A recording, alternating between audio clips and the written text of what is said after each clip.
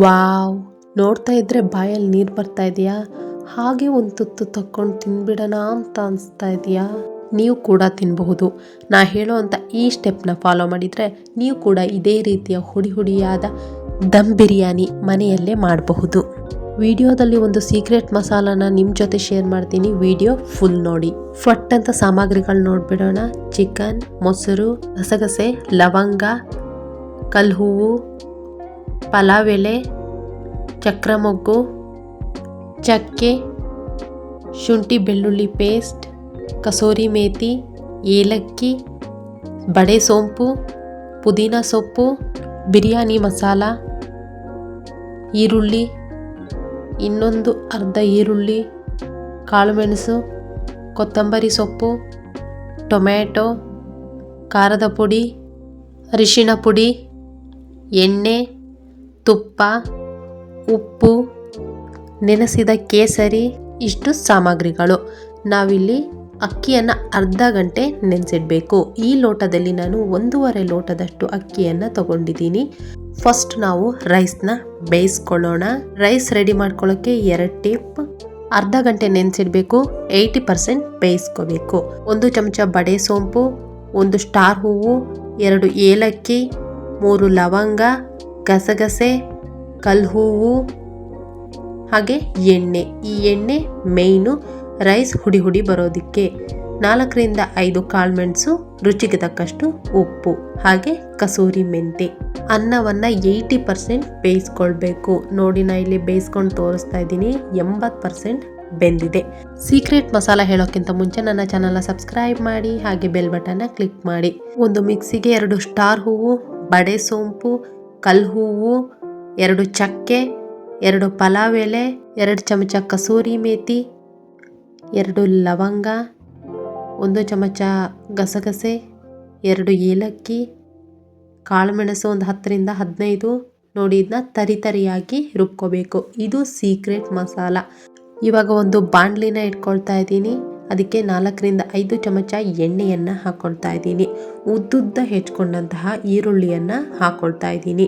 ಇದು ದಮ್ ಬಿರಿಯಾನಿಯಲ್ಲಿ ಮೇಯ್ನ್. ಈರುಳ್ಳಿಯನ್ನು ಚೆನ್ನಾಗಿ ಫ್ರೈ ಮಾಡ್ಕೊಳ್ಳಿ. ನೋಡಿ, ಈ ಸ್ಟೆಪ್ನೇನಾದರೂ ನೀವು ಮಿಸ್ ಮಾಡಿದರೆ ಈ ದಮ್ ಬಿರಿಯಾನಿ ಟೇಸ್ಟೇ ಹೋಗುತ್ತೆ. ಆದ್ದರಿಂದ ಈ ಸ್ಟೆಪ್ನ ಪರ್ಫೆಕ್ಟಾಗಿ ಫಾಲೋ ಮಾಡಿ.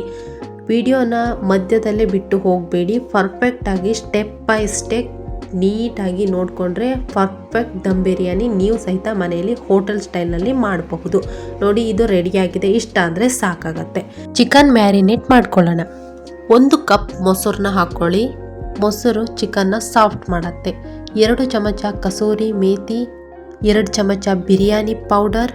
ಚಿಕನ್ ಮ್ಯಾರಿನೇಟ್ ಮಾಡೋದ್ರಲ್ಲೂ ಒಂದು ಸೀಕ್ರೆಟ್ ಇದೆ, ಲಾಸ್ಟಿಗೆ ಹೇಳ್ತೀನಿ, ಸ್ಕಿಪ್ ಮಾಡದೆ ನೋಡಿ. ನಾನು ಪುಡಿ ಮಾಡಿಕೊಂಡಂತಹ ಮಸಾಲ, ಸೀಕ್ರೆಟ್ ಮಸಾಲ 2 ಚಮಚ, 1 ಫುಲ್ ಬೌಲ್ ಕೊತ್ತಂಬರಿ ಸೊಪ್ಪು.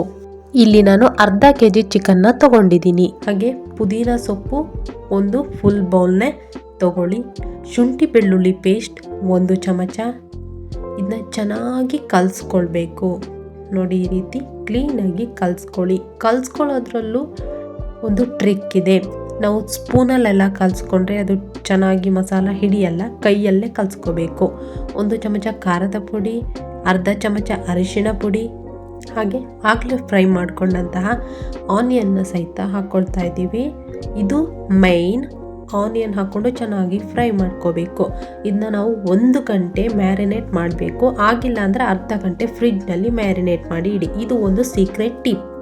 ಇವಾಗ ನಾನು ಒಂದು ಬಾಣಲಿಯನ್ನು ಇಟ್ಕೊಳ್ತಾ ಇದ್ದೀನಿ. ಅದಕ್ಕೆ 3 ಚಮಚ ಎಣ್ಣೆ, ಹಾಗೆ 4ರಿಂದ 5 ಚಮಚ ತುಪ್ಪವನ್ನು ಹಾಕ್ಕೊಳ್ತಾ ಇದ್ದೀನಿ. ಅದಕ್ಕೆ 2 ಪಲಾವ್ ಎಲೆ, ಹಾಗೆ ಉದ್ದುದ್ದ ಹೆಚ್ಕೊಂಡಂತಹ ಈರುಳ್ಳಿಯನ್ನು ಹಾಕ್ಕೊಳ್ತಾ ಇದ್ದೀನಿ.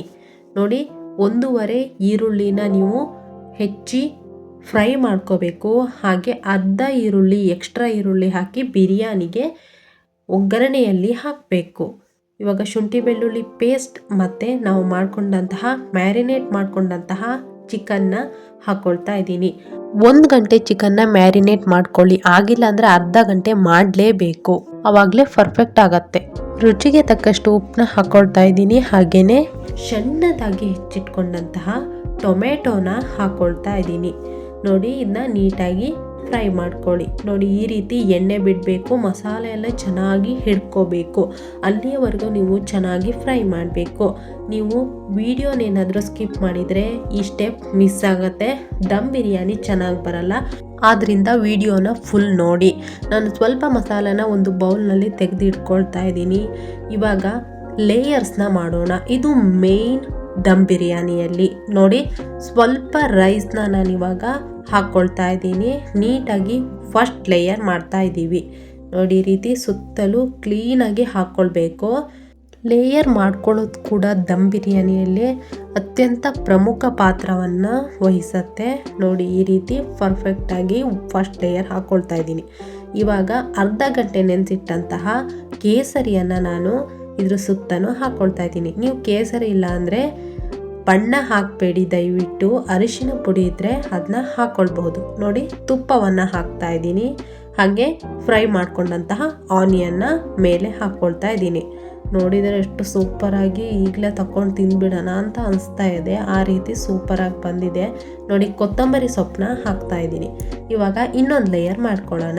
ಉಳಿದಂತಹ ಅನ್ನವನ್ನು ಇವಾಗ ಅದಕ್ಕೆ ಹಾಕ್ಕೊಳ್ತಾ ಇದ್ದೀನಿ. ನೋಡಿ ನಾನು ಟೋಟಲ್ 3 ಲೇಯರ್ ಮಾಡ್ಕೊಳ್ತೀನಿ. ಇದು 2ನೇ ಲೇಯರ್. ಸುತ್ತಲೂ ನೀಟಾಗಿ ಹಾಕಬೇಕು, ಮೂಲೆ ಎಲ್ಲ ಬಿಡಬಾರ್ದು. ನೋಡಿ ರೈಸ್ ಈ ಥರ ಹುಡಿ ಹುಡಿ ಬರೋದಕ್ಕೆ ಒಂದಕ್ಕೊಂದು ಅಂಟ್ಕೊಳ್ದೇ ಇರೋಕ್ಕೆ ಕಾರಣ ಏನಂದರೆ ನಾವು ಹಾಕಿದಂತಹ ಎಣ್ಣೆಯನ್ನು ರೈಸ್ ಬೇಯಬೇಕಾದ್ರೆ ಹಾಕಿದರೆ ಪರ್ಫೆಕ್ಟಾಗಿ ಹುಡಿ ಹುಡಿ ಬರುತ್ತೆ. ನೋಡಿ ಇವಾಗ ನಾವು ಕ್ಲೀನಾಗಿ ಇಟ್ಕೊಂಡಂತಹ ಚಿಕನ್ನ ಒಂದು ಸ್ವಲ್ಪ ಮಸಾಲ ಇಟ್ಕೊಂಡಿದ್ವಲ್ಲ ಆ ಚಿಕನ್ನ ಮೇಲೆ ಹಾಕ್ಕೊಳ್ತಾ ಇದ್ದೀನಿ. ನೀವು ಇದನ್ನ ಒಂದು 2-2.5 ಲೋಟದಷ್ಟು ಅನ್ನ ಬೇಯಿಸ್ಕೊಂಡು ಕೂಡ ಇಷ್ಟೇ ಕನ್ಸಿಸ್ಟೆನ್ಸಿಯಲ್ಲಿ ಬಿರಿಯಾನಿಯನ್ನು ಮಾಡ್ಕೊಳ್ಬಹುದು. ತುಂಬ ಟೇಸ್ಟಿ ಆಗುತ್ತೆ. ಇವಾಗ ನಾನು ನೆನೆಸಿಟ್ಕೊಂಡಂತಹ ಕೇಸರಿಯನ್ನು ಹಾಕ್ಕೊಳ್ತಾ ಇದ್ದೀನಿ. ನೋಡಿ ಕೇಸರಿ ಇಲ್ಲ ಅಂದರೆ ಅರಿಶಿನ ಪುಡಿಯನ್ನು ಹಾಕ್ಕೊಳ್ಳಿ. ಈಗ ಫ್ರೈ ಮಾಡ್ಕೊಂಡಂತಹ ಆನಿಯನ್ನ ಹಾಕ್ಕೊಳ್ತಾ ಇದ್ದೀನಿ. ಹಾಗೆಯೇ ಕೊತ್ತಂಬರಿ ಸೊಪ್ಪು, ಸ್ವಲ್ಪ ಪುದೀನ ಸೊಪ್ಪನ್ನ ಹಾಕ್ಕೊಳ್ತಾ ಇದ್ದೀನಿ. ಫೈನಲ್ ಮೇಲೆ ತುಪ್ಪವನ್ನು ಹಾಕ್ಕೊಳ್ಳೋಣ. ಇನ್ನೊಂದು ಸೀಕ್ರೆಟ್ ಹೇಳ್ತೀನಿ. ಈ ರೀತಿ ಒಂದು ಹಂಚನ್ನ ಇಡಿ, ಅದರ ಮೇಲೆ ನಾವು ಮಾಡ್ಕೊಂಡಂತಹ ಬಿರಿಯಾನಿ ಬಾಂಡ್ಲಿನ ಇಟ್ಟು ಮೇಲೆ ವಜೆ ಏನಾದರೂ ಹೇರಿ 20 ನಿಮಿಷ ಲೋ ಫ್ಲೇಮ್ನಲ್ಲಿ ದಮ್ ಕಟ್ಟಬೇಕು. ನೋಡಿ 20 ನಿಮಿಷ ಆದ ನಂತರ ನಮ್ಮ ಬಿರಿಯಾನಿ ಹೇಗೆ ಕಾಣಿಸ್ತಾ ಇದೆ ಅಂತ ನೀವೇ ನೋಡಬಹುದು. ಪರ್ಫೆಕ್ಟ್ ಬಿರಿಯಾನಿ ಅಂದರೆ ಇದೆ.